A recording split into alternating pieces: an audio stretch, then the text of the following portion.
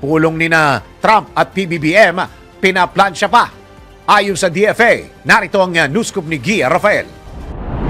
Nasa initial phase pa lamang ang potensyal na pakikipagpulong ni Pangulong Ferdinand Marcos Jr. kay US President Donald Trump. Ayon kay Foreign Affairs Secretary Enrique Manalo, hindi pa napag-uusapan ang detalye ng meeting kung kailan ito gaganapin at ang mga isyong tatalakayin ng dalawang lider.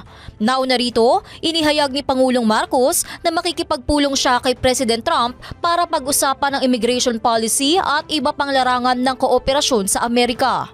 Sinabi ni Secretary Manalo na mahalaga itong mapag-usapan dahil malaki ang papel ng mga Pilipino sa workforce ng Estados Unidos. Tiniyak naman ng kalihim sa mga Pilipino na handang tulungan ng pamahalaan ang mga Pilipinong posibleng maapektuhan ng bagong immigration policy ng Administrasyong Trump. At iyan ang News Scoop.